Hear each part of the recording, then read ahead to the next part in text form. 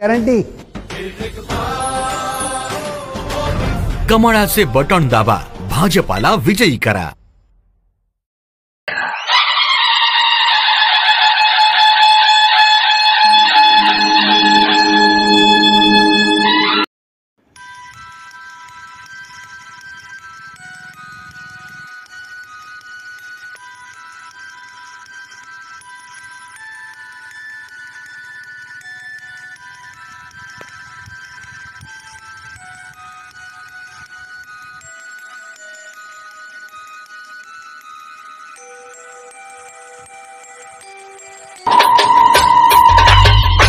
नाशिक जिल्ह्यातील ओळखले जाणारे गिरणा धरण हे उत्तर महाराष्ट्रातील सर्वात मोठे धरण मानले जाते।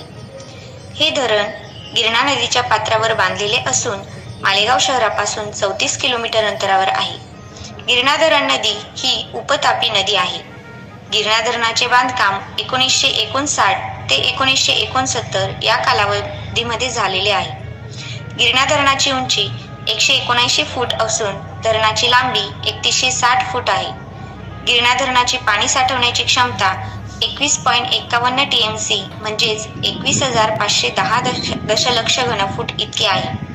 या धरणाला 14 दरवाजे आहेत। गिरणा धरण हे उत्तर महाराष्ट्रातील प्रमुख धरणांपैकी एक आहे। गिरणा धरणातून डावा कालवा पांजण कालवा 50 किलोमीटर, उजवा कालवा 20 किलोमीटर तर काठ कालवा 60 किलोमीटर लांबीचा आहे। गिरणा डॅम येथे पर्यटनाच्या दृष्टिकोनातून विचार केला तर गिरणा धरणाचा संपूर्ण परिसर भरपूर प्रमाणात पाणी व हिरवागार वातावरणाचा भरून गेला आहे। या धरणात लोक फॅमिलीसह व्हिजिट करण्यास येतात।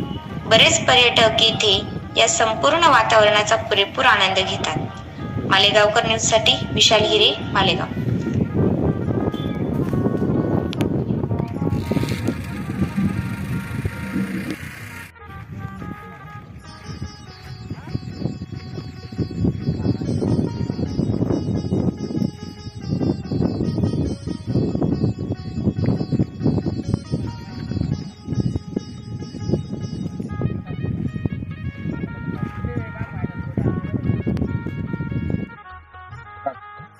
आम्ही नांदगाव तालुक्यातून नायडोंगरी या गावातून आलेलो आहे। उत्तर महाराष्ट्रातलं 2 नंबरचं धरण म्हणजे गिरणा डॅम हे मानलं जातं आणि या गिरणा डॅमवर खूप मोठे मोठे गाड्या वगैरे किंवा लोक येतात। त्यानंतर पर्यटन स्थळामध्ये चांगलं स्थळ आहे गिरणा डॅम म्हणून मानलं जातं। आदिवासी लोक खूप येतात इथे, त्यानंतर राहतात पण मच्छीमारांचा खूप मोठा व्यवसाय इथे आणि चांगल्या प्रकारे निसर्गरम्य वातावरण आहे। तरी सगळ्यांनी इथे यावं मी असं सांगू इच्छितो। आज आम्ही सगळे नायडोंगरी मधून सगळे ग्रुपचे जय शनेश्वर मित्र मंडळाकडून सगळे मित्र कंपनी इथं आलो होतो फिरायला।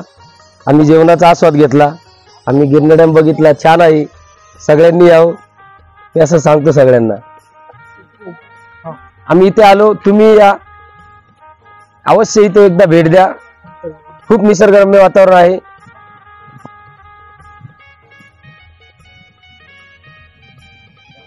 माझं नाव योगेश दादाजी निकम। आम्ही लोणेरहून खास गिरणा डॅम धरण पाहण्यासाठी आलो होतो।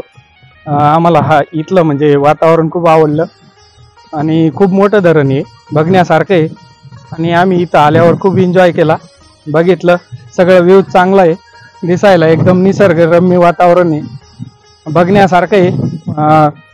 नवीन म्हणजे नवीन लोकांनी इथं आलं पाहिजे, पाहिलं पाहिजे कसं आहे काय आहे। धरणाचं पाणी खूप म्हणजे जबरदस्त आहे इथं बघण्यासाठी आणि खूपच वातावरण भारी आहे। त्याच्यामुळे आम्ही आता इथं मासे बनवायला टाकलेले आहेत आणि मासे खाणार आहोत आणि प्रत्यक्ष म्हणजे हे म्हणजे आनंद घेणार आहोत खाऊन इथल्या माशांचा।